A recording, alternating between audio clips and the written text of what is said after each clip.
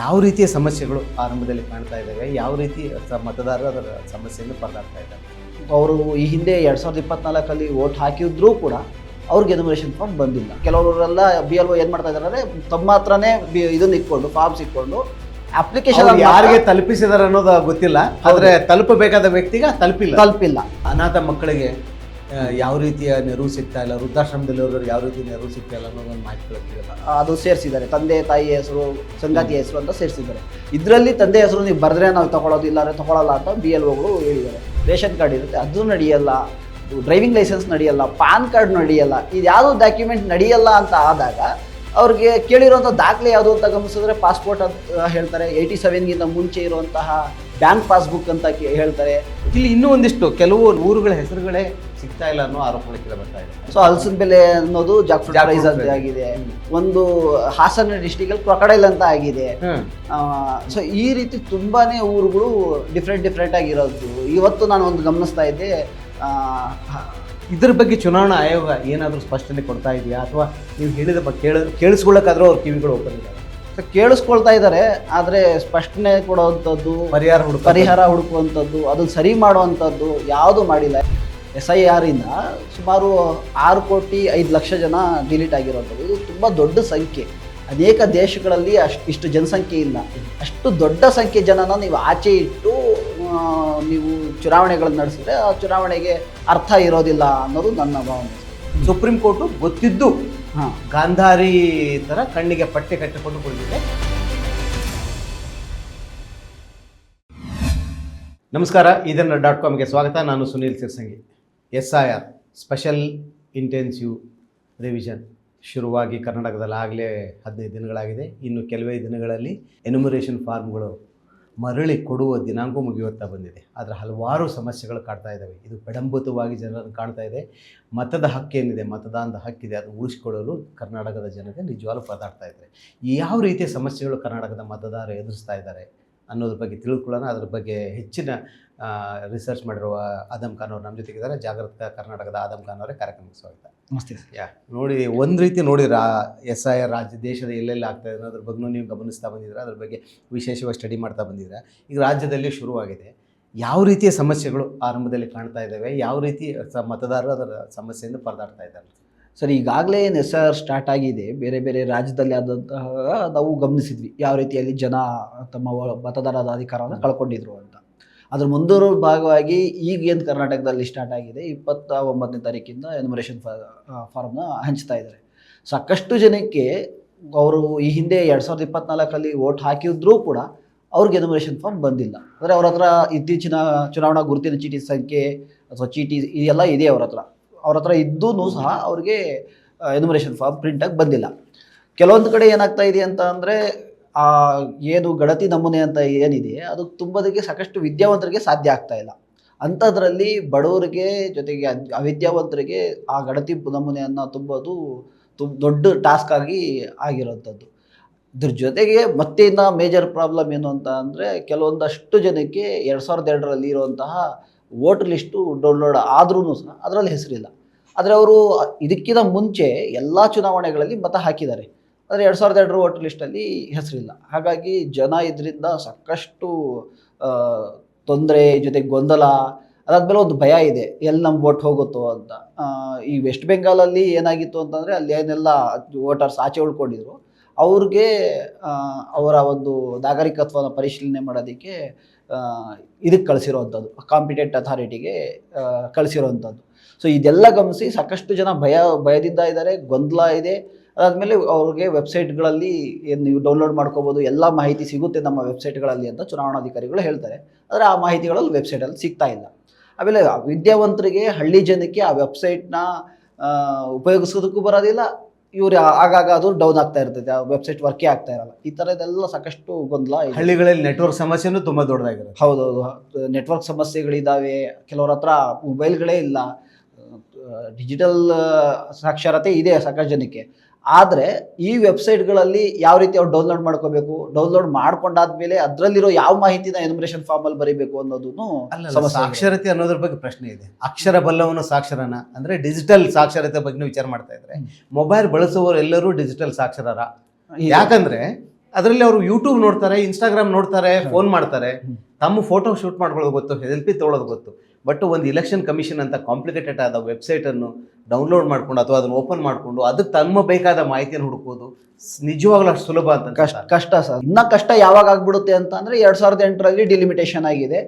ಸಾಕಷ್ಟು ಕ್ಷೇತ್ರಗಳೇ ಬೇರೆ ಬೇರೆ ರೀತಿಯಲ್ಲಿದೆ. 2002 ಕ್ಷೇತ್ರಗಳು ಯಾವ್ದು ರೀತಿ ಇದ್ವು ಅಂತ ಅಂದ್ರೆ ಒಂದು ಅಮೀಬುತ್ ತರ, ಒಂದು ಹಳ್ಳಿ ಮತ್ತೊಂದು ಕ್ಷೇತ್ರದಲ್ಲಿತ್ತು, ಅದ್ರ ಪಕ್ಕದ ಹಳ್ಳಿ ಇನ್ನೊಂದು ಯಾವ್ದೋ ಕ್ಷೇತ್ರದಲ್ಲಿತ್ತು.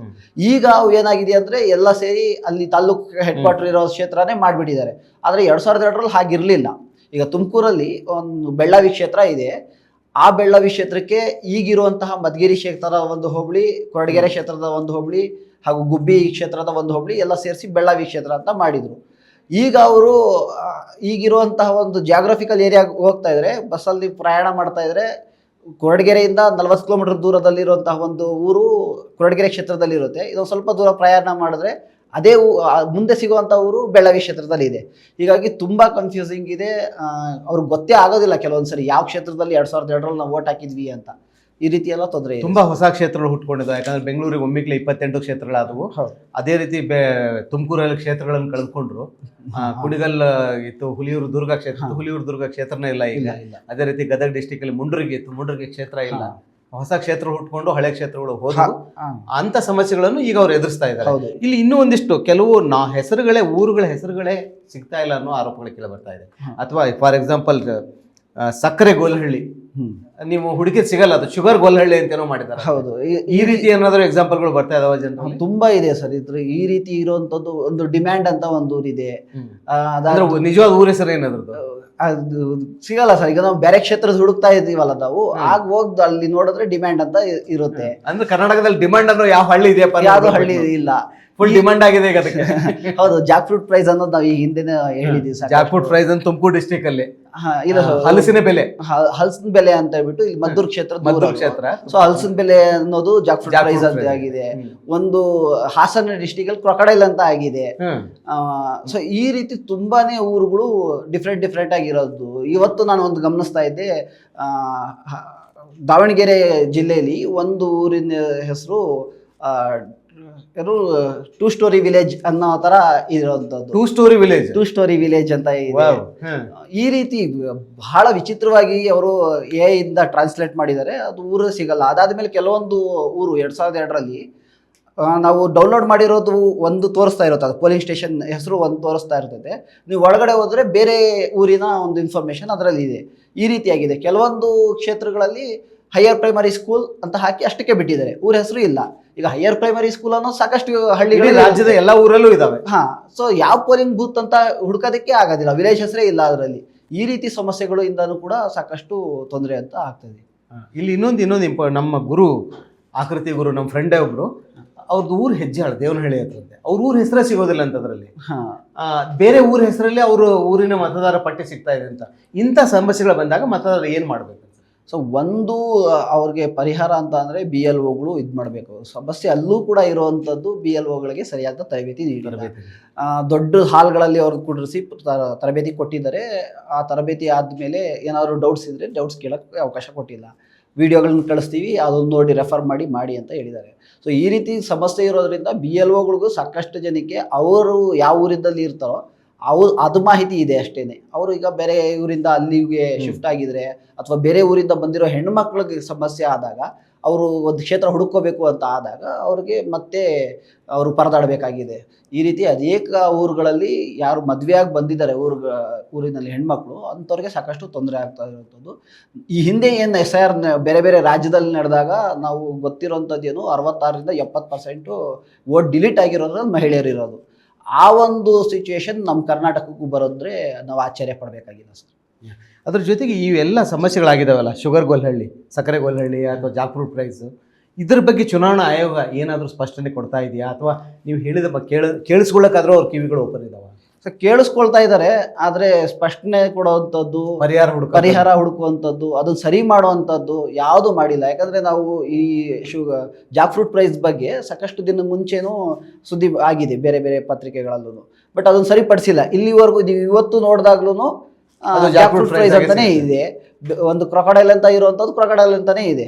ಸೊ ಇಲ್ಲಿವರೆಗೂ ಯಾವುದೇ ಬದಲಾವಣೆಗೆ ಅವರು ಇದು ಮಾಡ್ಕೊಳ್ತಾ ಇಲ್ಲ. ಅಂದ್ರೆ ಈಗ ಏನ್ ಡಿಮಾಂಡ್ ಅನ್ನೋ ಒಂದು ಹಳ್ಳಿ ಸಿಕ್ಕಿದೆ, ಆ ರೀತಿ ಕರ್ನಾಟಕದಲ್ಲಿ ಚುನಾವಣಾ ಆಯೋಗಕ್ಕೆ ಡಿಮಾಂಡ್ ಹೆಚ್ಚಿಗೆ ಆಗಿದೆ, ಅವ್ರ ಡಿಮಾಂಡ್ ತಕ್ಕ ಕಾರ್ಯನಿರ್ವಹಿಸ್ತಾ ಇಲ್ಲ. ಹೌದೌದು, ಅವ್ರು ಕಾರ್ಯ ಮಾಡ್ತಾ ಇಲ್ಲ ಅದ್ರ ತಕ್ಕ. ಈ ಸಮಸ್ಯೆಗಳಿಂದ ಹೊರಗೆ ಬಂದು ಮತದಾರ ತನ್ನ ಮತಗಳನ್ನು ಹಾಕಿ ರಕ್ಷಿಸ್ಕೊಳ್ಬೇಕಾದ್ರೆ ಏನ್ ಮಾಡಬೇಕು, ಏನು ಅವನ ಹತ್ರ ಆಪ್ಷನ್ ಇದೆ? ಯಾಕಂದ್ರೆ ನಾಗರಿಕ ಸಮಾಜಗಳು ತುಂಬಾ ಕಾರ್ಯನಿರ್ವಹಿಸ್ತವೆ. ಈಗ ಮತ ಹಕ್ಕು ಉಳಿಸ್ಲಿಕ್ಕಾಗಿ ಸಂಯುಕ್ತ ಹೋರಾಟ ಸಮಿತಿ ಹೋರಾಟ ಮಾಡ್ತಾ ಇದ್ದಾರೆ. ಜಾಗೃತ ಕರ್ನಾಟಕದಲ್ಲಿ ಎಲ್ಲ ಕಡೆ ಟ್ರೈನಿಂಗ್ ಮಾಡ್ತಾ ಇದ್ದಾರೆ. ನಮ್ಮ ಮತ ನಮ್ಮ ಹಕ್ಕು ಅಂತ ಕೆಲ ಸಂಘಟನೆಗಳು ಸೇರೋ ಹೋರಾಟ ಮಾಡ್ತಾ ಇದ್ದಾರೆ. ಈ ಸಂಕಷ್ಟದಲ್ಲಿರೋ ಮತದಾರ ಯಾರ ಕಡೆ ಅಪ್ರೋಚ್ ಮಾಡಬೇಕು, ಹೇಗೆ ಹೋಗಬೇಕು, ತನ್ನ ಮತವನ್ನು ರಕ್ಷಿಸ್ಕೊಳ್ಳಿಕ್ಕೆ ಅವನಿಗಿರೋ ಸಾಧ್ಯತೆಗಳಿದೆ. ಸೊ ಸಾಕಷ್ಟು ಸಂಘಟನೆಗಳು ಈಗಾಗಲೇ ಇದ್ರ ಬಗ್ಗೆ ಕೆಲಸ ಮಾಡ್ತಾ ಇದ್ದಾವೆ. ಅದ್ರ ಜೊತೆಗೆ ಈ ಇಡೀ SIR ಅನ್ನೋ ಪ್ರಕ್ರಿಯೆ ಇದೆಯಲ್ಲ, ಇದು ಯಾವ ರೀತಿ ಡಿಸೈನ್ ಮಾಡಿದ್ದಾರೆ ಅಂತಂದರೆ, ನೀವೇನೇ ಪ್ರಯತ್ನ ಪಟ್ಟರು ಒಂದಷ್ಟು ದಿನಕ್ಕೆ ನಾವು ಆಚೆ ಇಡ್ತೀವಿ, ಈ ರೀತಿ ಡಿಸೈನ್ ಆಗಿದೆ. ಹಾಗಾಗಿ ಈಗ ಮೊದಲನೇ ಹಂತದಲ್ಲಿ ಜನ ಮಾಡಬೇಕಾಗಿರುವಂಥದ್ದು ಏನು ಅಂತಂದರೆ, ಪ್ರತಿಯೊಬ್ಬರೂ ಎನ್ಯುಮರೇಷನ್ ಫಾರ್ಮ್ನ ಫಿಲ್ ಮಾಡಿ BLO ತಲುಪಿಸೋಂಥ ಕೆಲಸ ಮಾಡಬೇಕು. ಇದು ಈಗಾಗಲೇ ಅವರು ಹಂಚಿದ್ದಾರೆ, ಅವರದು ನಾವು 94% ಡಿಸ್ಟ್ರಿಬ್ಯೂಷನ್ ಆಗಿದೆ ಅಂತ ಹೇಳ್ತಾರೆ. ಆದರೆ ನಾವು ಕೆಲವೊಂದು ಜನ ನಮಗೆ ಫೋನ್ ಮಾಡಿ ನಮಗೆ ಎನ್ಯುಮರೇಷನ್ ಫಾರ್ಮ್ ಬಂದಿಲ್ಲ ಅಂತಾರೆ. ಆ ಒಂದು ಬೂತ್ನ BLO ನಾವು ಫೋನ್ ಮಾಡಿದ್ರೆ ಎನ್ಯುಮರೇಷನ್ ಫಾರ್ಮ್ ನಾವು ಡಿಸ್ಟ್ರಿಬ್ಯೂಟ್ ಮಾಡಿದ್ದೀವಿ ಸರ್ ಅಂತ ಹೇಳ್ತಾ ಇದ್ದಾರೆ. ಸೊ ಈ ಗೊಂದಲಗಳು ಇದ್ದಾವೆ. ಅಂದರೆ ಅವರು ಕೆಲವರೆಲ್ಲ BLO ಏನು ಮಾಡ್ತಾ ಇದ್ದಾರೆ ಅಂದರೆ, ತಮ್ಮ ಹತ್ರನೇ ಇದನ್ನ ಇಟ್ಕೊಂಡು ಫಾರ್ಮ್ಸ್ ಇಟ್ಕೊಂಡು ಅಪ್ಲಿಕೇಶನ್ ಯಾರಿಗೆ ತಲುಪಿಸಿದಾರೆ ಅನ್ನೋದು ಗೊತ್ತಿಲ್ಲ, ಆದರೆ ತಲುಪಬೇಕಾದ ವ್ಯಕ್ತಿಗೆ ತಲುಪಿಲ್ಲ, ಅಪ್ಡೇಟ್ ಮಾತ್ರ ಮಾಡ್ತಾ ಇದ್ದಾರೆ ನಾವು ತಲುಪಿಸಿದೀವಿ ಅಂತ. ಈ ರೀತಿ ಏನಾದರೂ ಆಗಿದ್ದು ಜನಕ್ಕೆ ಎನ್ಯುಮರೇಷನ್ ಫಾರ್ಮ್ ಸಿಗದೆ ಮತ್ತೆ ಅವರು ಸಹಿ ಹಾಕಿ ರಿಟರ್ನ್ ಮಾಡದೇ ಇದ್ರೆ ಅಂಥವ್ರದ್ದೆಲ್ಲನೂ ಒಟ್ಟು ಡ್ರಾಫ್ಟ್ ರೋಲಿಂದ ಡಿಲೀಟ್ ಆಗುವಂಥ ಚಾನ್ಸಸ್ ಇರುತ್ತೆ ಸರ್. ಸೊ ಹಾಗಾಗಿ ಮೊದಲನೇ ಹಂತದಲ್ಲಿ ಜನ ಮಾಡಬೇಕಾಗಿರುವಂಥದ್ದು, ತಾವು ಸ್ವಲ್ಪ ಶ್ರಮ ಪಟ್ಟರೂ ಪರವಾಗಿಲ್ಲ, BLOಗಳ ಹತ್ರ ಎನ್ಯುಮರೇಷನ್ ಫಾರ್ಮ್ ತೆಗೆದು ಅದರಲ್ಲಿ ಕೇಳಿರುವಂಥ ಮಾಹಿತಿನ ತುಂಬಿ ಅವರು ರಿಟರ್ನ್ ಮಾಡಬೇಕು. ಆವಾಗ ಡ್ರಾಫ್ಟ್ ರೋಲ್ ಅಲ್ಲಿ ಬರ್ತಾರೆ. ಅದಾದ್ಮೇಲೆ ಮತ್ತೆ ಅದರಲ್ಲಿರುವಂತಹ ಒಂದು ನಿಜವಾದ ಯುದ್ಧ ಆಗಸ್ಟ್ 5ನೇ ತಾರೀಕು ನಂತರದಲ್ಲಿ ಆರಂಭ ಆಗ್ತಾ ಇದೆ. ಆದ್ರೆ ಇವತ್ತು ಯಾರೋ ಒಬ್ರು ನಮಗೆ ಕರೆ ಮಾಡಿ ಹೇಳಿದ್ದೆ ಅಂತಂದ್ರೆ, ಈಗಾಗಲೇ ಸಾಲುಗಟ್ಟು ನಿಂತಿದ್ದಾರೆ ಇದಕ್ಕೆ, ಅಂದ್ರೆ ದಾಖಲಾತಿಗಳನ್ನ ಮಾಡಿಸ್ಕೊಳ್ಳೋದಕ್ಕಾಗಿ ನಾಡ ಕಚೇರಿಗಳ ಮುಂದೆ ಸಾಲುಗಟ್ಟಿ ನಿಂತಿದ್ದಾರೆ ಈಗಾಗಲೇ ಇರೋದ್ರಿಂದ, ಇದು ಆಗಸ್ಟ್ 5ರ ನಂತರ ಇನ್ನ ಭೀಕರವಾಗಿ ತಾಲೂಕು ಕಚೇರಿಗಳಲ್ಲಿ ಜನ ಅಲ್ದಾಡೋದು ದಾಖಲೆಗಳಿಗೆ ಜಾಸ್ತಿ ಆಗುವಂತ ಚಾನ್ಸಸ್ ಇದೆ ಸರ್. ಇದನ್ನು ಬಿಟ್ಟರೆ ಈ ವಿಶೇಷವಾದ ಮತ್ತೇನಾದರೂ ನಿಮ್ಮ ಗಮನಕ್ಕೆ ಬಂದಿದೆ ಬೇರೆ ರೀತಿಯ ಸಮಸ್ಯೆಗಳು? ವೆಸ್ಟ್ ಬೆಂಗಾಲ್ ಕಂಪೇರ್ ಮಾಡ್ತಾ ಇದ್ರೆ ಅಥವಾ ಕೇರಳ ಕಂಪೇರ್ ಮಾಡ್ತಾ ಇದ್ರೆ ನಮ್ಮಲ್ಲಿ ಅಂತ ಬೇರೆ ಸಮಸ್ಯೆಗಳು ಕಂಡು ಬಂದಿದೆ ಸರ್? ಯಾಕಂದ್ರೆ ಅನಾಥ ಮಕ್ಕಳಿಗೆ ಯಾವ ರೀತಿಯ ನೆರವು ಸಿಗ್ತಾ ಇಲ್ಲ, ವೃದ್ಧಾಶ್ರಮದಲ್ಲಿರೋರು ಯಾವ ರೀತಿ ನೆರವು ಸಿಗ್ತಾ ಇಲ್ಲ ಅನ್ನೋದೊಂದು ಮಾಹಿತಿಗಳು ಕೇಳಿ ಬಂತು. ಅದನ್ನು ಹೊರತುಪಡಿಸಿ ಈಗ ಅನಾಥಾಶ್ರಮಗಳಿಗೆ, ವೃದ್ಧಾಶ್ರಮ, ಇದ್ರ ಜೊತೆಗೆ ದೇವದಾಸಿ ಇರುವಂತಹ ಜಿಲ್ಲೆಗಳಿಗೆ ಅಲೆಮಾರಿಗಳಿಗೆ ಇದೆ. ದೇವದಾಸಿ ಕುಟುಂಬದಿಂದ ಇರುವಂಥವ್ರಿಗೆ ಕೆಲವರಿಗೆ ಅವ್ರ ತಂದೆ ಹೆಸರನ್ನ ನಮೂದಿಸೋಕ್ಕೆ ಮುಜುಗರ ಇರುತ್ತೆ, ಅಥವಾ ಯಾವುದಾದ್ರೂ ಕಾರಣದಿಂದ ಅವ್ರಿಗೆ ನಮೂದಿಸೋಕ್ಕೆ ಇಷ್ಟ ಇರೋದಿಲ್ಲ. ಈ ಥರದ್ದು ಇರೋರಿಗೆ ಚುನಾವಣಾ ಅಧಿಕಾರಿಗಳು ಒಂಥರ ಹೇಳಿದ್ರು ಅವ್ರ ಆಫೀಸಲ್ಲಿ, ಬಟ್ BLOಗಳು ನೀವು ಅದನ್ನು ಬರೆದ್ರೆ ನಾವು ತಗೊಳ್ಳೋದು, ತಂದೆ ಹೆಸರು ಅಂದರೆ ಹೆಚ್ಚಿನ ವಿವರ ಇರುವಂತಹ ಒಂದು ಇದಿದೆ, ಅದು ಸೇರಿಸಿದ್ದಾರೆ. ತಂದೆ ತಾಯಿ ಹೆಸರು, ಸಂಗಾತಿಯ ಹೆಸರು ಅಂತ ಸೇರಿಸಿದ್ದಾರೆ. ಇದರಲ್ಲಿ ತಂದೆ ಹೆಸರು ನೀವು ಬರೆದ್ರೆ ನಾವು ತಗೊಳ್ಳೋದು, ಇಲ್ಲಾಂದ್ರೆ ತಗೊಳ್ಳಲ್ಲ ಅಂತ BLOಗಳು ಹೇಳಿದ್ದಾರೆ. BLOಗಳು ಈ ಥರ ಇನ್ಸಿಸ್ಟ್ ಮಾಡೋದಕ್ಕೆ ಕಾರಣ ಅವ್ರಿಗೆ ಸರಿಯಾದ ಒಂದು ಇದಿಲ್ಲ, ಅಂದರೆ ಟ್ರೈನಿಂಗ್ ಇಲ್ಲ. ನಾವು ಇದ್ರ ಬಗ್ಗೆ ಚುನಾವಣಾಧಿಕಾರಿಗಳ ಹತ್ರ ಹೋದಾಗ ಅವರು ಓರಲ್ಲಿ ಆನ್ಸರ್ ಮಾಡ್ತಾರೆ ನಮಗೆ, ಇಲ್ಲ ಸರ್ ಅದು ಬರೀದಿಲ್ಲಾದ್ರೂ ನಡೆಯುತ್ತೆ, NA ಅಂತ ಹಾಕಿದ್ರೆ ನಡೆಯುತ್ತೆ ಅಂತ ಹೇಳ್ತಾರೆ. ಆದರೆ BLOಗಳಿಗೆ ಇದನ್ನು ತಿಳಿಸಿಲ್ಲ. ನೀವು ಬರವಣಿಗೆ ಮೂಲಕ ಸ್ಪಷ್ಟೀಕರಣ ಕೊಡಿ ಸರ್, ಎಲ್ಲರಿಗೂ ಒಂದು ಗೊತ್ತಾಗುತ್ತೆ, BLOಗಳು ಅದು ಅನುಸರಿಸ್ತಾರೆ ಅಂತ ಅಂದರೆ ನೋಡೋಣ ಅಂತ ಹೇಳ್ತಾರೆ. ಸೊ ಹಾಗಾಗಿ ಇದ್ರ ಬಗ್ಗೆ ಅವರು ಸ್ಪಷ್ಟೀಕರಣ ಕೊಡದೇ ಇದ್ದಿದ್ದು BLOಗಳು ತಮಗೆ ತಾವೇ ಏನೋ ಊಹೆ ಮಾಡ್ಕೊಂಡು ಬರೆಯೋದಿಲ್ಲ. ಅವ್ರಿಗೂ ಎಲ್ಲೋ ಒಂದು ರೀತಿ ಚುನಾವಣಾ ಆಯೋಗ ಎಲ್ಲದಕ್ಕೂ ಪ್ರಶ್ನಾರ್ಥಕವಾಗಿ ಇಲ್ಲಿ ಉತ್ತರ ಕೊಡುತ್ತೆ, ಅದು ಕಾರ್ಯರೂಪಕ್ಕೆ ತರೋದು ಹೋಗೋದಿಲ್ಲ, ಅದರದೇ ಆದ ಒಂದು ಏನೋ ಗುಪ್ತ ಕಾರ್ಯಸೂಚಿಯನ್ನು ಇಟ್ಕೊಂಡು ಕಾರ್ಯ ಮಾಡುವ ರೀತಿಯಲ್ಲಿ ಅದು ಕಂಡು ಬರ್ತಾ ಇದೆ. ಹೌದು, ಅಂದ್ರೆ ಏನು ಇಲ್ಲಿವರೆಗೂ ಎಲ್ಲ ಸಂಘಟನೆಗಳು ಹೇಳ್ತಾ ಇದ್ದು, ಚುನಾವಣಾ ಆಯೋಗ ಕೆಲವು ಪಕ್ಷಗಳಿಗೆ ಅದು ಕೆಲವು ವ್ಯಕ್ತಿಗಳಿಗೆ ಹೆಲ್ಪ್ ಮಾಡುವ ರೀತಿಯಲ್ಲಿ ಕಾರ್ಯನಿರ್ವಹಿಸ್ತದೆ ಅಂತ ಅದು ಇಲ್ಲಿ ಮತ್ತೊಮ್ಮೆ ಸ್ಪಷ್ಟವಾಗ್ತಾ ಇದೆ ಅಂತ ಅನಿಸ್ತಾ ಇದೆ. ಆದರೆ ಅದ್ರ ಜೊತೆಗೆ ಇನ್ನೂ ಒಂದು ಸಂವಿಧಾನಕ್ಕೆ ಹಕ್ಕು ನಮ್ಮದು, ಖಾಸಗಿತನವನ್ನು ರಕ್ಷಿಸ್ಕೊಳ್ಳೋದು. ನನ್ನ ಸಂಗಾತಿ, ನಾನು ವೈಯಕ್ತಿಕ ಅಥವಾ ಸಿಂಗಲ್ ಪೇರೆಂಟ್ ಆಗಿರೋ ಬಯಸ್ತೀನಿ ಅನ್ನೋದು ನಿಮ್ಮ ವೈಯಕ್ತಿಕ. ಅದು ಸುಪ್ರೀಂ ಕೋರ್ಟಲ್ಲಿ ತುಂಬ ಜನ ಹೋಗಿ ಆ ಕೇಸ್ಗಳನ್ನು ಗೆದ್ದಿದ್ದಾರೆ, ಅವ್ರ ಖಾಸಗಿತನವನ್ನು ರಕ್ಷಿಸ್ಕೊಳ್ಳೋ ಹಕ್ಕಿದೆ. ಆಗಿರೋದ್ನಾಗ ಈ ಪ್ರಕ್ರಿಯೆಯಲ್ಲಿ ಎಲ್ಲವನ್ನೂ ನಮೂದಿಸಬೇಕು ಅನ್ನೋದು ಹೇಗೆ? ನಾನು ಈ ದೇಶದ ನಾಗರಿಕನಾಗಿರಬೇಕು, ನಾನು 2002ರಲ್ಲಿ ಓಟ್ ಹಾಕಿರ್ಬೇಕು, ಅಥವಾ ಈಗ ನಾನು 18 ವರ್ಷ ತುಂಬಿರಬೇಕು, ಅದಕ್ಕೆ ಸಂಬಂಧಪಟ್ಟ ದಾಖಲೆಗಳು ನನ್ನ ಹತ್ರ ಇರಬೇಕು. ನನ್ನ ಎಲ್ಲ ದಾಖಲೆ, ಕುಟುಂಬದ ಫ್ಯಾಮಿಲಿ ಟ್ರೀ ತೋಡು ನನಗೇನಾದ್ರೂ ಆಸ್ತಿ ಹಂಚನೆ ಮಾಡ್ತಾ ಇದ್ದಾರೆ ಇವರು? ಇಲ್ಲ, ಈ ಪ್ರಶ್ನೆ ಬರೋದು ಸಹಜ. ಹೌದು ಸರ್. ಜೊತೆಗೆ ಈಗ ಏನಾಗುತ್ತೆ ಅಂತ ಅಂದ್ರೆ, ನೀವು ದಾಖಲೆ ಕೊಡೋ ಸಂದರ್ಭದಲ್ಲೂ ಸಹ ನೀವು ದಾಖಲೆ ನನ್ನ ಇದನ್ನು ಓಟಿನ ಬಗ್ಗೆ ನಿಮ್ಗೆ ಅಬ್ಜೆಕ್ಷನ್ ಇರುತ್ತೆ, ನನ್ನ ದಾಖಲೆ ತಗೊಂಡು ಸಾಕಾಗಿತ್ತು. ಆದರೆ 87ರ ನಂತರ ಹುಟ್ಟಿರೋರು ನಿಮ್ಮ ತಂದೆದು ದಾಖಲೆ ಕೊಡಿ ಅಂತ ಕೇಳುವಂಥದ್ದು, ಅದಾದಮೇಲೆ 2004ರ ನಂತರ ಹುಟ್ಟಿರೋರು ಏನಾದರೂ ನಿಮಗೆ ನೋಟಿಸ್ ಬಂದರೆ ನಿಮ್ಮದು ಕೊಡಿ, ನಿಮ್ಮ ತಂದೆ ತಾಯಿದು ಕೊಡಿ ಅಂತ ಏನು ದಾಖಲೆ ಕೇಳ್ತಾರಲ್ವ, ಇದು ಕ್ಲಿಯರ್ ಆಗಿ ನಮ್ಮ ಪೌರತ್ವನ ಪರೀಕ್ಷೆ ಮಾಡುವಂಥದ್ದು. ನೀವು ಇದನ್ನು ಬೇಕಾದರೆ ಸಿಟಿಸನ್ಶಿಪ್ ಆ್ಯಕ್ಟ್ ಏನಿದೆ ಅದಕ್ಕೆ ತಂದಿರುವಂತಹ ಕಾಲಕಾಲದಲ್ಲಿ ತಂದಿರುವಂತಹ ಅಮೆಂಡ್ಮೆಂಟ್ಗಳು ಅದ್ರ ತಕ್ಕನಾಗೆ ದಾಖಲೆ ಕೇಳುವಂಥದ್ದು. ಸುಪ್ರೀಂ ಕೋರ್ಟಲ್ಲಿ ಚುನಾವಣಾ ಆಯೋಗದವ್ರು ಹೋಗಿ ಹೇಳ್ತಾರೆ ನಾವು ನಾಗರಿಕತ್ವನ ಪರಿಶೀಲನೆ ಮಾಡ್ತಾ ಇಲ್ಲ ಅಂತ, ಆದರೆ ದಾಖಲೆ ಕೇಳೋ ಸಂದರ್ಭದಲ್ಲಿ ಸಿಟಿಸನ್ಶಿಪ್ ಆ್ಯಕ್ಟ್ ಪ್ರಕಾರನೇ ದಾಖಲೆ ಕೇಳುವಂಥದ್ದು. ಹಾಗಾಗಿ ಇದು ಸ್ಪಷ್ಟವಾಗಿ ಈ ದೇಶದ ನಾಗರಿಕತ್ವನ ಚುನಾವಣಾ ಆಯೋಗ, ಯಾವ ಚುನಾವಣಾ ಆಯೋಗಕ್ಕೆ ಯಾವುದೇ ಅಧಿಕಾರ ಇಲ್ಲ ನಾಗರಿಕತ್ವನ ಪರಿಶೀಲನೆ ಮಾಡೋದಕ್ಕೆ, ಆ ಕೆಲಸನ ಚುನಾವಣಾ ಆಯೋಗ ಮಾಡ್ತಾ ಇರುವಂಥದ್ದು. ಬ್ಯಾಕ್ ಡೋರಿಂದ NRC ಮತ್ತು CAA ಜಾರಿಗೆ ತರುವ ಪ್ರಯತ್ನವನ್ನು ಆಡಳಿತಾರೂಢ ಪಕ್ಷ ಮಾಡ್ತಾ ಇದೆ. ಅದಕ್ಕೆ ಚುನಾವಣಾ ಆಯೋಗ ತನ್ನ ಸಂಪೂರ್ಣ ಸಹಕಾರವನ್ನು ಕೊಡ್ತಾ ಇದೆ. ಹೌದು, ಇದೇ ನಿಮ್ಮ? ಹೌದು ಸರ್, ಖಂಡಿತ. ಈ ಮಾತಲ್ಲಿ ನೀವು ಸ್ಪಷ್ಟವಾಗಿ ನಿಲ್ತೀರಿ, ಇದನ್ನ ಆರೋಪ ಮಾಡ್ತಾ ಇದ್ರಿ ಅವ್ರ ಮೇಲೆ? ಹೌದು ಸರ್. ಈಗ ನೀವು ದಾಖಲೆ ಕೇಳಿರೋ ರೀತಿ, ಈಗ 87ನಲ್ಲಿ ನಮ್ಮ ಸಿಟಿಸನ್ಶಿಪ್ ಆ್ಯಕ್ಟ್ಗೆ ಒಂದು ಅಮೆಂಡ್ಮೆಂಟ್ ತಂದಿದ್ದಾರೆ. ತಂದು ಆ ಹಿಂದೆ ಅದು 87 ಆದ ಮೇಲೆ ಈ ದೇಶದ ನಾಗರಿಕರಾಗೋದಕ್ಕೆ ಈ ದೇಶದ ಭೌಗೋಳಿಕ ಪ್ರದೇಶದಲ್ಲಿ ಹುಟ್ಟಿರಬೇಕು, ಜೊತೆಗೆ ನಿಮ್ಮ ತಂದೆ ಅಥವಾ ತಾಯಿ ಈ ದೇಶದ ನಾಗರಿಕರಾಗಿರಬೇಕು ಅಂತ ಅಮೆಂಡ್ಮೆಂಟ್ ತಂದರು. ಹಾಗಾಗಿ ಇವರು 87 ಆದಮೇಲೆ ಇರೋ ಜನಕ್ಕೆ ಏನು ಕೇಳ್ತಾ ಇದ್ದಾರೆ, ದಾಖಲೆಯಾಗಿ ನಿಮ್ಮದು ಕೊಡಿ ಅಥವಾ ನಿಮ್ಮ ತಂದೆ ತಾಯಿದು ಜೊತೆಗೆ, ಅಂದರೆ ನನ್ನ ಜೊತೆಗೆ ತಂದೆ ತಾಯಿದು ಯಾರ್ದಾದ್ರೂ ಒಬ್ಬರು ಮಾಹಿತಿಯನ್ನು ನೀವು ದಾಖಲೆ ಕೊಡಿ ಅಂತ ಕೇಳ್ತಾ ಇದ್ದಾರೆ. ಅದಾದ ನಂತರ 2004ರ ನಂತರದಲ್ಲಿ ತಂದೆ ತಾಯಿ ಇಬ್ಬರದು ದಾಖಲೆ ಕೇಳ್ತಾ ಇರುವಂಥದ್ದು. 2003ರಲ್ಲಿ ಸಿಟಿಸನ್ಶಿಪ್ ಆ್ಯಕ್ಟ್ಗೆ ಒಂದು ಅಮೆಂಡ್ಮೆಂಟ್ ತಂದಿದ್ದಾರೆ. ಆ ಅಮೆಂಡ್ಮೆಂಟ್ ಪ್ರಕಾರ ಈ ದೇಶದ ನಾಗರಿಕ ಆಗಿರಬೇಕು 2004ರ ನಂತರ ಅಂದರೆ ನೀವು ಈ ದೇಶದ ಭೌಗೋಳಿಕ ಪ್ರದೇಶದಲ್ಲಿ ಹುಟ್ಟಿರಬೇಕು, ತಂದೆ ಅಥವಾ ತಾಯಿಯಲ್ಲಿ ಒಬ್ಬರು ನಾಗರಿಕರಾಗಿರಬೇಕು, ಜೊತೆಗೆ ಮತ್ತೊಬ್ಬರು ಕೂಡ ಇಲ್ಲಿಗಲ್ ಇಮಿಗ್ರೆಂಟ್ ಆಗಿರಬಾರ್ದು ಅಂತ, ಅಂದರೆ ಅದು ಹಿಂಬಾಗಿಲಿನ ಮೂಲಕ ಈ ದೇಶದ ನಾಗರಿಕರೇ ಆಗಿರಬೇಕು ಅನ್ನೋ ಥರ ಇರುವಂಥದ್ದು. ಹಾಗಾಗಿ ಇವರು ದಾಖಲೆ ಕೇಳಬೇಕಾದ್ರೆ 2004ರ ನಂತರ ಹುಟ್ಟಿರೋರೆಲ್ಲರಿಗೂ ಅವ್ರದ್ದು ದಾಖಲೆ ಕೊಡಬೇಕು, ಅವ್ರ ತಂದೆದು ತಾಯಿದು, ಇದು ಸ್ಪಷ್ಟವಾಗಿದೆ. ಆದರೆ ಏನಾಗುತ್ತೆ ಅಂತಂದರೆ ಜನರಲ್ ಪಬ್ಲಿಕ್ ಗೊತ್ತಿರಲ್ಲ ಇದು ಅಮೆಂಡ್ಮೆಂಟ್ ಆಗಿದೆ, ಸಿಟಿಸನ್ಶಿಪ್ ಒಂದು ಆ್ಯಕ್ಟ್ ಇತ್ತು ಅನ್ನೋದು ಗೊತ್ತಿರಲ್ಲ. ಹಾಗಾಗಿ ಗೊತ್ತಿರೋಂಥವ್ರಿಗೆ ಇದು ಸ್ಪಷ್ಟವಾಗಿರುವಂಥದ್ದು ಏನು ಅಂತ ಅಂದರೆ ನಮ್ಮ ನಾಗರಿಕತ್ವವನ್ನು ಇವರು ಪ್ರಶ್ನಿಸುತ್ತಿದ್ದಾರೆ, ನಮ್ಮ ನಾಗರಿಕತ್ವವನ್ನೇ ಇಟ್ಕೊಂಡು ಜಾಲಾಡ್ತಾ ಇದಾರೆ ಅಂತ. ಅಂದ್ರೆ ಇಡೀ ದೇಶದ ಜನ ಈಗಾದ್ರೂ ಎಚ್ಚೆತ್ಕೊಳ್ಳಬೇಕು, ಚುನಾವಣಾ ಆಯೋಗದ ಕೆಲಸವಲ್ಲ ನಾಗರಿಕತ್ವ ಪ್ರಶ್ನೆ ಮಾಡೋದು. ನಾಗರಿಕತ್ವ ಪ್ರಶ್ನೆ ಮಾಡಬೇಕಾಯ್ತು, ಅದಕ್ಕಾಗಿ ಗೃಹ ಇಲಾಖೆ ಇದೆ, ಅದಕ್ಕಾಗಿ ಎಕ್ಸ್ಟರ್ನಲ್ ಡಿಪಾರ್ಟ್ಮೆಂಟ್ ಇದೆ. ಅದನ್ನ ಬಿಟ್ಟು ಸುಪ್ರೀಂ ಕೋರ್ಟ್ ಇದ್ರಿಗೆ ಹೇಳೋದು ಒಂದು, ಇವರು ಮಾಡೋದೊಂದು ಒಂದು ರೀತಿ ಆಗಿದೆ. ಸುಪ್ರೀಂ ಕೋರ್ಟ್ ಗೊತ್ತಿದ್ದು ಗಾಂಧಾರಿ ತರ ಕಣ್ಣಿಗೆ ಪಟ್ಟೆ ಕಟ್ಟಿಕೊಂಡು ಕುಳಿತಿದೆ. ಅವರು ಕಟ್ಟಿದ ಮೂರ್ತಿಗೆ ಕಟ್ಟಿದ ಬಟ್ಟೆಯನ್ನು ಬಿಚ್ಚಿದ್ದಾರೆ, ಮಾತ್ರ ಅದು ತಮ್ಮ ಕಟ್ಟಿದ ಬಟ್ಟೆಯನ್ನು ಬಿಡಿಸ್ತಾ ಇಲ್ಲ ಅಂತ ಅನಿಸ್ತಾ ಇದೆ. ಹೌದು ಸರ್, ಹೌದು ಅದೇ ರೀತಿ ಆಗಿದೆ. ಈಗ ನಿಮ್ಗೆ ಅವ್ರು ದಾಖಲೆ ಕೇಳೋ ರೀತಿಯಲ್ಲಿರಬಹುದು. ಅದಾದ್ಮೇಲೆ ದಾಖಲೆ ಏನು ಕೇಳಿದ್ದಾರೆ ಅಂತ ಅಂದರೆ, ಈಗ ಸಾಮಾನ್ಯ ಜನರ ಹತ್ರ ದಾಖಲೆಗಳು ಏನಿದೆ ಅಂತ ಅಂದರೆ ವೋಟರ್ ಐಡೆಂಟಿ ಕಾರ್ಡ್ ಇರ್ಬೋದು, ಅದನ್ನ ಚುನಾವಣಾ ಆಯೋಗದವರೇ ಕೊಟ್ಟಿರೋಂಥ ವೋಟರ್ ಐಡೆಂಟಿ ಕಾರ್ಡ್ ಇದೆ, ಆಧಾರ್ ಕಾರ್ಡ್ ಕೊಟ್ಟಿದೆ. ಆಧಾರ್ ಕಾರ್ಡ್ಗೆ ದೊಡ್ಡ ಅಭಿಯಾನ ನಡೆಸಿದ್ದಾರೆ.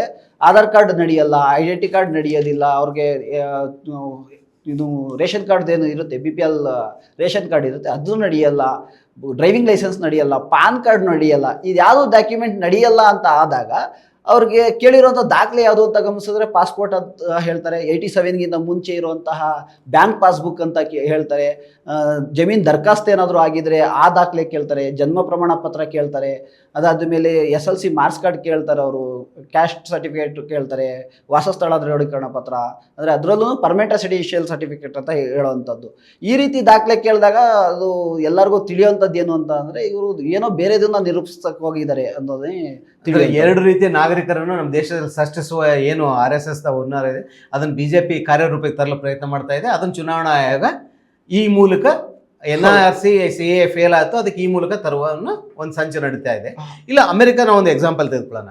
ಅಮೆರಿಕದಲ್ಲಿ ತಂದೆ ತಾಯಿ ಯಾರೇ ಇರಲಿ, ಆ ಭೂಮಿಯಲ್ಲಿ ಜನ್ಮ ನೀಡಿದರೆ ಆ ಮಗು ಅಮೆರಿಕನ್ ಪ್ರಜೆ ಆಗತ್ತೆ. ಅದಕ್ಕೆ ಆದ ದಾಖಲೆಗಳಿರ್ತವೆ. ನಮ್ಮ ದೇಶದಲ್ಲಿ ಸಿಟಿಜನ್ಶಿಪ್ಗಾಗಿ ಯಾವುದೇ ಆದ ದಾಖಲೆಗಳಿಲ್ಲ.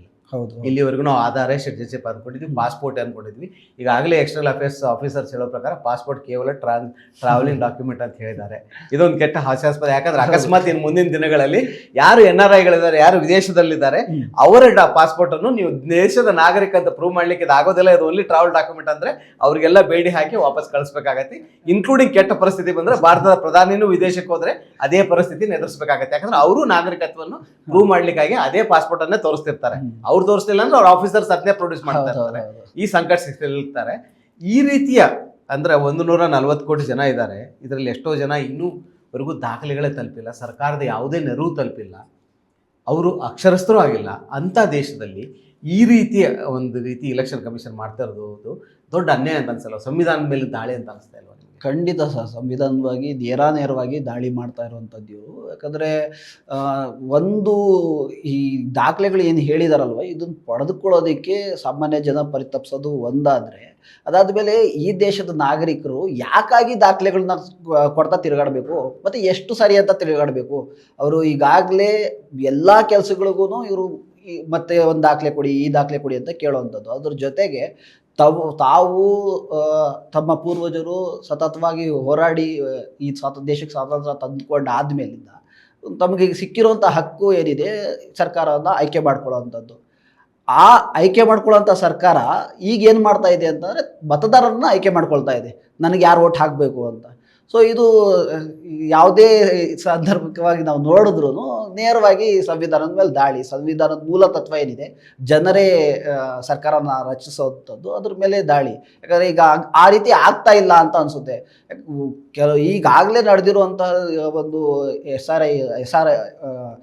SIR ಇಂದ ಸುಮಾರು 6,05,00,000 ಜನ ಡಿಲೀಟ್ ಆಗಿರುವಂಥದ್ದು. ಇದು ತುಂಬ ದೊಡ್ಡ ಸಂಖ್ಯೆ. ಅನೇಕ ದೇಶಗಳಲ್ಲಿ ಇಷ್ಟು ಜನಸಂಖ್ಯೆ ಇಲ್ಲ. ಅಷ್ಟು ದೊಡ್ಡ ಸಂಖ್ಯೆ ಜನನ ನೀವು ಆಚೆ ಇಟ್ಟು ನೀವು ಚುನಾವಣೆಗಳನ್ನು ನಡೆಸಿದ್ರೆ ಆ ಚುನಾವಣೆಗೆ ಅರ್ಥ ಇರೋದಿಲ್ಲ ಅನ್ನೋದು ನನ್ನ ಭಾವನೆ ಸರ್.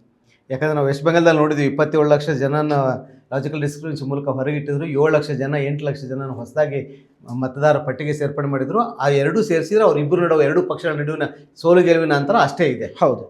ಈ ರೀತಿ ಎಲ್ಲ ಸಂಚುಗಳು ನೋಡ್ತಾ ಇದ್ರೆ ಚುನಾವಣೆಗೆ ಎಷ್ಟು ಅರ್ಥಪೂರ್ಣವಾಗಿರ್ತಾರೆ ಅನ್ನೋ ಒಂದು ಪ್ರಶ್ನೆ ಬರುತ್ತೆ. ಮುಂದಿನ ದಿನಗಳಲ್ಲಿ ಮತ್ತೆ ಆದಮ್ ಖಾನ್ ನಿಮ್ಮ ಜೊತೆ ಚರ್ಚೆ ಮಾಡೋಣ. ಯಾಕಂದರೆ SIR ಇದು ದೊಡ್ಡ ಪ್ರಕ್ರಿಯೆ. ಆಗಸ್ಟ್ 5ರ ನಂತರ ದೊಡ್ಡ ಯುದ್ಧನೇ ಆರಂಭ ಆಗುತ್ತಂತೆ. ಅವಾಗ ಯಾವ ರೀತಿ ಸಮಸ್ಯೆಗಳು ಬರ್ತಾವೆ ಅಂತ ನೋಡ್ಕೊಳ್ಳೋಣ. ಧನ್ಯವಾದಗಳು ನಮ್ಮ ಜೊತೆ ಮಾತನಾಡೋದಕ್ಕಾಗಿ. ಇಲ್ಲಿ ಮುಖ್ಯವಾಗಿ ಮತದಾರರು ಮತ್ತು ರಾಜಕೀಯ ಪಕ್ಷಗಳಿಗೆ ಒಂದು ದೊಡ್ಡ ಜವಾಬ್ದಾರಿ ಇದೆ. ನಮ್ಮ ಮತವನ್ನು ರಕ್ಷಿಸ್ಕೊಳ್ಬೇಕಾಗಿದೆ. ಯಾಕಂದರೆ ನಾವು ಸರ್ಕಾರವನ್ನು ಆಯ್ಕೆ ಮಾಡಬೇಕು, ಸರ್ಕಾರ ನಮ್ಮನ್ನು ಆಯ್ಕೆ ಮಾಡೋದಿಲ್ಲ. ಸರ್ಕಾರ ಯಾರು ಮತ ಹಾಕುವ ಹಕ್ಕನ್ನಿದೆ ಅನ್ನೋದು ಆಯ್ಕೆ ಮಾಡುವ ಹಕ್ಕು ಸರ್ಕಾರಕ್ಕಿಲ್ಲ. ಸಂವಿಧಾನ ನಮಗೆ ಅದನ್ನು ಕೊಟ್ಟಿದೆ. ಅದು ಉಳಿಸ್ಕೊಳ್ಳಬೇಕಾದ ಜವಾಬ್ದಾರಿ ಮತದಾರರಲ್ಲಿದೆ ಈಗ. ಯಾಕಂದರೆ ಚುನಾವಣಾ ಆಯೋಗ ಮತ್ತು ಸುಪ್ರೀಂ ಕೋರ್ಟು ಈಗ ರಾಜಕೀಯ ಪಕ್ಷಗಳು ಸೇರಿ ಆ ಸ್ಥಿತಿಗೆ ತಂದು ನಿಲ್ಲಿಸಿದ್ದಾವೆ. ಈ ಯುದ್ಧದಲ್ಲಿ ನಾವು ಗೆಲ್ಲೇಬೇಕಾಗಿದೆ. ಅದಕ್ಕೆ ಎಲ್ಲ ಮತದಾರರು ಯಾವುದೇ ಕಾರಣಕ್ಕೂ ಎನ್ಯುಮರೇಷನ್ ಫಾರ್ಮ್ ತುಂಬೋದನ್ನು ತಪ್ಪಿಸಬೇಡಿ. ಮುಂದೆ ತಮ್ಮ ಬೇಕಾದ ದಾಖಲೆಗಳನ್ನು ಸಿದ್ಧವಾಗಿಟ್ಟುಕೊಳ್ಳಿ. ಇದಕ್ಕೆ ನಾವು ಒಂದು ಉತ್ತರ ಕೊಡಲೇಬೇಕಾಗಿದೆ. ಈ ನಮ್ಮ ಮೇಲೆ ಸಂವಿಧಾನದ ಮೇಲೆ ದಾಳಿ ಮಾಡೋರಿಗೆ ಒಂದು ಸ್ಪಷ್ಟವಾದ ಉತ್ತರ ಕೊಡದೆ ಹೋದರೆ ಮುಂದಿನ ದಿನಗಳಲ್ಲಿ ದೇಶದಲ್ಲಿ ಪ್ರಜಾಪ್ರಭುತ್ವ ಉಳಿಯುವುದಿಲ್ಲ ಅನ್ನೋದನ್ನು ನಾವು ಮರಿಬಾರ್ದು ಅಂತ ಅನ್ಸುತ್ತೆ. ಈ ದಿನ.com ನೋಡ್ತಾ ಇರಿ. ನಮಸ್ಕಾರ. ಮತ್ತಷ್ಟು ವಿಶೇಷ ವಿಡಿಯೋಗಳನ್ನು ನೋಡಲು ಮತ್ತು ಹೊಸ ವಿಡಿಯೋಗಳ ಬಗ್ಗೆ ತಿಳಿಯಲು ಈ ದಿನ.com ಯೂಟ್ಯೂಬ್ ಚಾನೆಲ್ ಸಬ್ಸ್ಕ್ರೈಬ್ ಮಾಡಿ ಮತ್ತು ಬೆಲ್ ಐಕಾನ್ ಕ್ಲಿಕ್ ಮಾಡಿ.